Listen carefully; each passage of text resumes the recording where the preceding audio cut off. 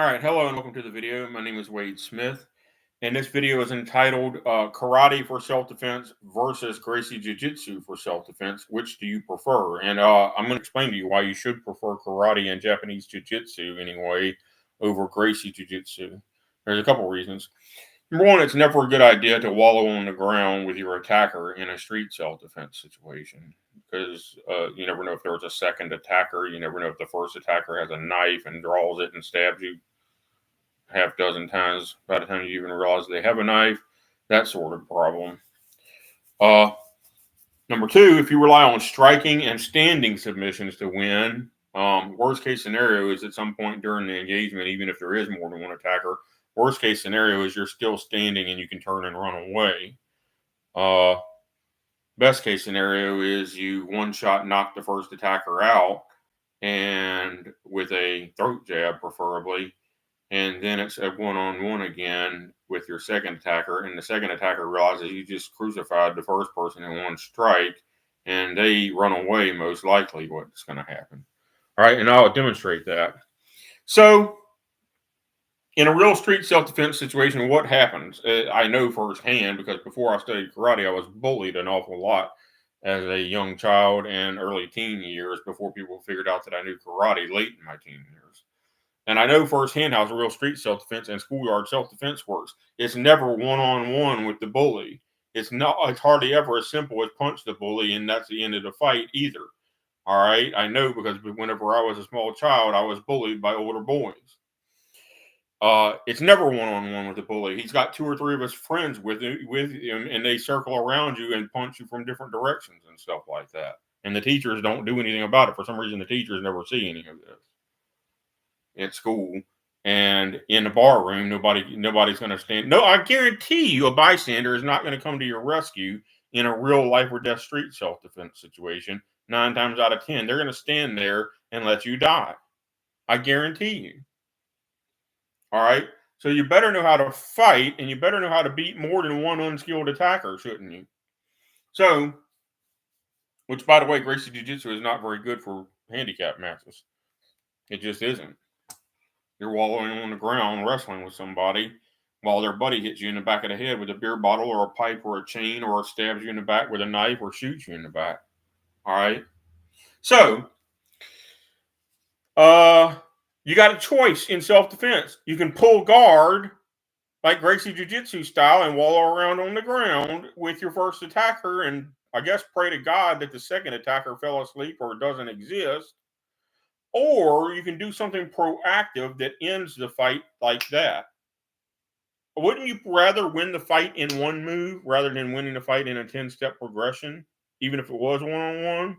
And wouldn't you rather win the fight in one move with your first attacker if you already know there are 2 or 3 attackers so that you then have a chance to defend against the second and or third attacker? I would prefer to finish the fight in one move, wouldn't you?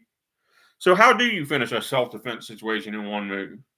It's pretty simple, all right? This is white belt level stuff. So, in one of the Ishinryu katas, technically this isn't the white belt to yellow belt kata because there is no white belt to yellow belt kata, but you're taught throat jabs and knife hand strikes and stuff at white belt as basics. So yes, it is white belt level, but the full execution of it isn't actually taught until, again, either Wansu or Kuzan-ku kata, I think. But anyway, so the most common first attack in a street self-defense situation is going to be either a right hook, a wide loopy, unskilled right hook that everybody throws, including half of all professional boxers, is an unskilled right hook, or an overhand right hammer fist, or the somewhat good right overhand semi-hook punch thing. So those are the 3 most common first attacks in self-defense situations. And defeating your attacker is as simple as chop block and simultaneous knife hand strike to the throat or web hand strike to the throat in a real life or death street self-defense situation. You're going to strike with this bone right here. Let me see if I can get it on camera here. right here on the inside. Even though it's called a web hand, you're really not hitting with the web. You're hitting with this bone right here, and you're going to crush your opponent's throat in a life or death fight. That's your first attacker is going to get knocked out and choke on their own blood within 1 second.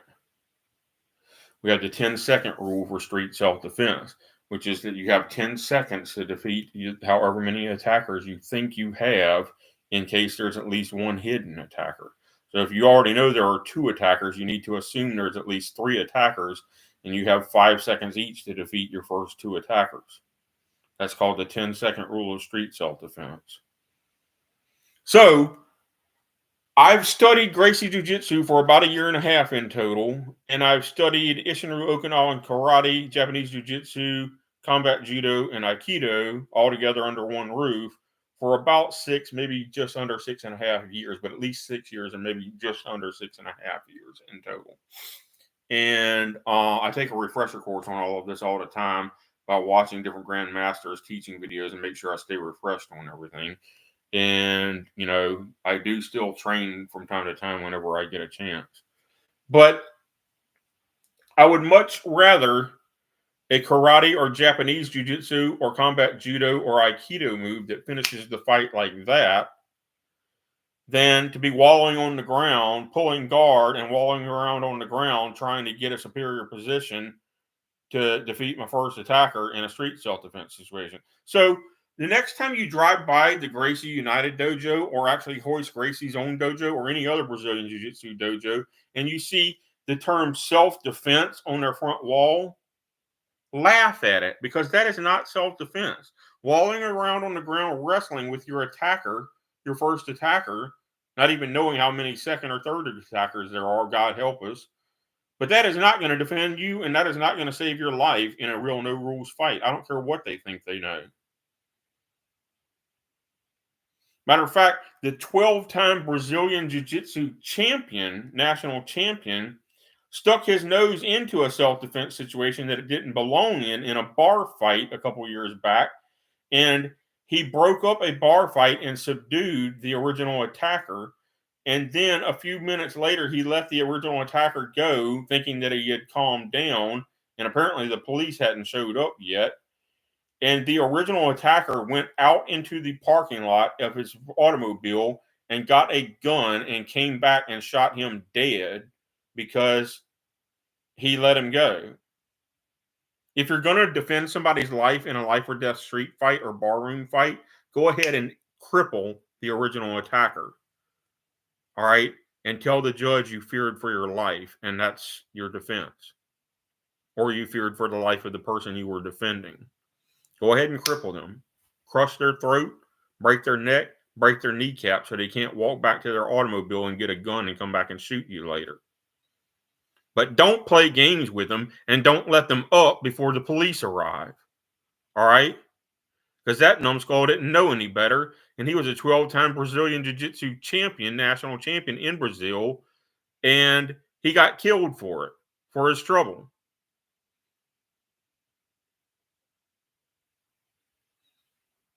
Because he let the bad guy go without actually doing any real damage to him. You're not going to stop evil. I hate to tell you this, but the term that evil begets evil is actually not entirely correct, or that 2 wrongs don't make it right is actually not entirely correct. Do you know that the Bible prescribes capital punishment? Joe Biden just pardoned 37 murderers and rapists and whatnot.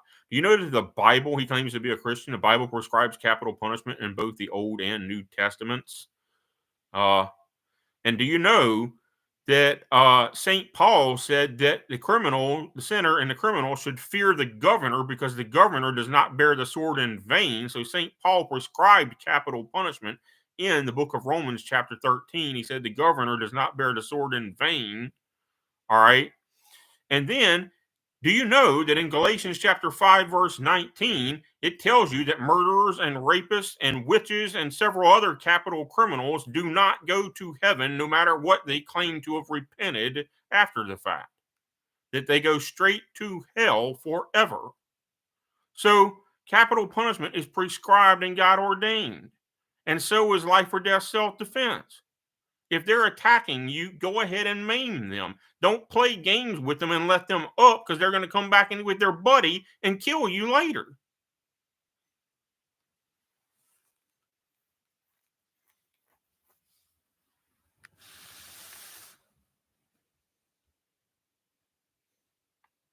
The president, speaking of which, the president should not even have the power to pardon criminals. That's supposed to be a judicial power.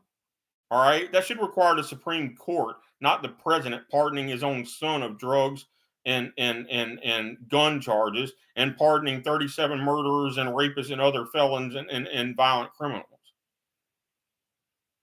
Not only is that not Christian to do, that shouldn't even be legal in the United States.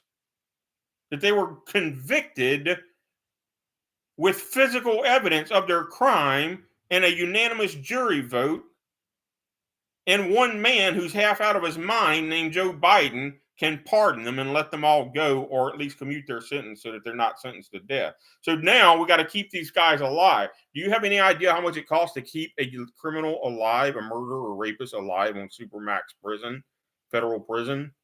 It used to be around $45,000 or $50,000 a year, but that was around 20 years ago. It's probably well over $100,000 a year to keep somebody in supermax now.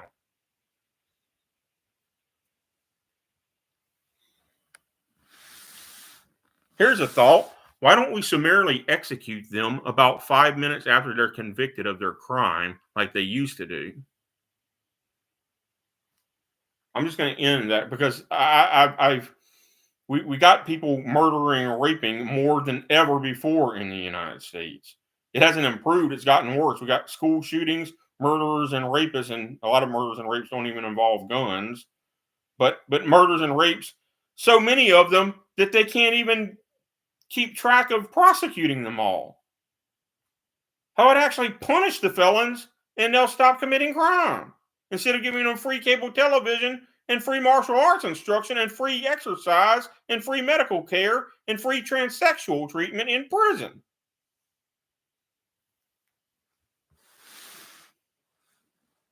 They're supposed to be prisoners. They're not supposed to be on vacation.